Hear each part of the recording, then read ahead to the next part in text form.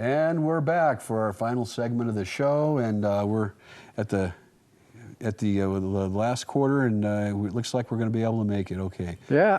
All right. One of the things that you and I discussed before the show tonight, we wanted to talk about scratch the surface on terrorism. Terrorism. And is it real?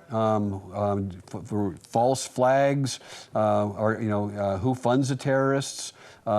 I know, as a matter of fact, I was telling you that story. My wife is from Belfast, Northern Ireland, and she remembers the day when the IRA was causing all kinds of problems, and she met a couple of IRA soldiers in a tavern, and they were talking to her about their training and whatnot, and she was shocked to hear that they actually trained along with the side by side with the British SAS, Special Air Service troops, and she said that's no way, that's not true. And one of the other IRA says, of course it is. And she says, well, but your enemies. And he said, really? So yeah, it's funny because, well, it's not funny, it's sad. You look at how much the world and America has changed our country, not the homeland, our country, our nation, since 2001 and 9/11. Now, I'm very, very, very, very skeptical of the official story of 9/11. But I, like no one else outside of the circle that caused it, whether it be so-called terrorist bin Laden or who knows who. Nobody knows. We've got opinions based, hopefully, on lots of research. So I'm very skeptical that it happened the way it did, but what's obvious, I think, is what's happened since then. How our freedoms have been affected, how our economic situation has been affected, what's happened in the world, which is, to me, just craziness. And whether you blame the terrorists, whether you blame Russia, whether you blame China, let's go to Vietnam, let's go all over the world at the wars, the perpetual wars we fought, the conflicts. And it's amazing because you can carry it into our neighborhoods. Like Lynette said, the neighbors are going to war. Well, how many neighbors are going to war with each other? In other words, we've got this almost insanity that has spread, and certainly 9/11 wasn't the beginning of it, but it was such a remarkable change to me in the way I perceived our country and the downhill direction we've gone on. Well, the one thing about 9/11, as far as false flags are concerned, through history, we didn't have the internet. I mean, up until, and it really took off. I mean, it took off in the 70s and 80s, but it really, not everybody didn't have it at their fingertips like they do now until like the 2000s anyway. Yeah, thanks to Al Gore. Yeah, thanks, Al. And so people now, there's so much information now that people can get, and especially on like 9/11. And once you look at that, and you look at all the evidence, and it's clear because there are just too many credible sources. You have engineers, and you've got flight pilots and flight engineers and people that have a multitude of experiences that all say that physics-wise, that could not have happened the way it did, not with planes. That plane can't fly that fast at that altitude. So what was it? And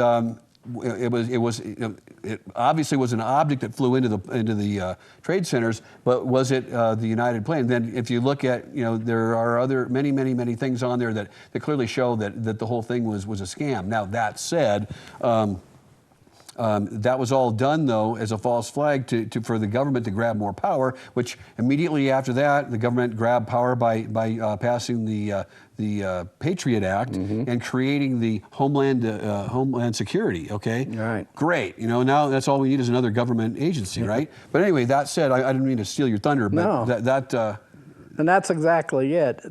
It's not, to me, the question of 9/11 almost becomes insignificant compared to what happened since then. Who did it? Well, who killed JFK?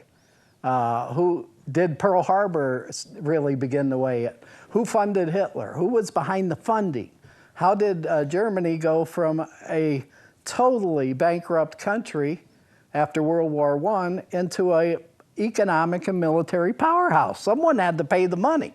Well, we never ask those questions. We get directed into this, who did it? You know, like a detective story. Well, in a way, it's insignificant who did it. It's the response and what's happened They to the focus event. on Hitler being a bad person and what he did to the Jews and others, and did not at all consider for 1 minute what, like you said, who funded this thing. Mm-hmm. There was, you know, everyone knows about Paris, I think. There was like, what was 120, I think, were shot, and it's a horrible thing. 9/11 was a horrible thing, whoever did it. What was it, 3,000 people? But when you look at the broad perspective, and if you can show that chart up there that I made up, well, this is based on 2013, and those are those lists starting with heart disease are the top 10 causes of death in America, with there being almost 2,600,000 deaths a year. Now, when you look at the Paris thing of 120 people, when you look at 9/11 of under 3,000, I'm not saying they weren't horrible, and I have utter respect for life, whether it be animals or people. But when you look at the comparison, why aren't we hearing the same amount of news and mind control and all the rest about heart disease or cancer? It dwarfs the number of terrorism. Now, of course, the terrorists could get a nuclear bomb, and those numbers could dwarf those figures. But the bottom line is there's got to be some reason we're inundated with this fear, with this, we need protection, we need war, we need all this negative stuff because of these acts of terrorism.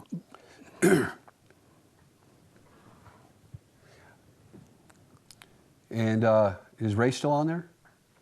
Oh, Ray's huh? He did call, I'm sorry. Oh. Okay. And what, by the way, before I get off, Dr. Reiner's show, which airs Mondays, is the only show I won't miss every week.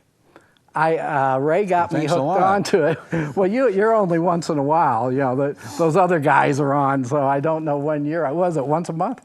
Yeah. Well, no, once. Yeah, once a month. But at any rate, Ray the Flagman got me hooked onto local TV about a month ago.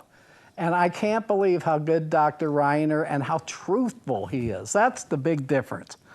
And like I say, I've had tons of health problems. I got cancer, heart disease, et cetera. So I've talked to a ton of doctors about different issues. Cures for cancer, why isn't there a cure? Et cetera, et cetera. And Dr. Reiner is one of the very, very few who is telling the truth, I feel. Well, and again, it pays, perception. It pays more to treat than it does to cure. Well, that's it. There's so much, and please watch his shows on Monday, because I think you'll be pleasantly surprised. Ray called in again. Ray, is that you? Yeah, I'm here. Hey, I got a famous quote for you guys. This one. When I come back, no more Mr. Nice Guy. Adolf Hitler. There you go. I thought you were going to say that one you always say in court. When I say in court, you're in court and you look around and you're standing by yourself and you say, "Man who farts in court sits in his own pew." Tom, what I usually say is, this is not a star chamber. You cannot clear this courtroom. They always throw me out when I say it.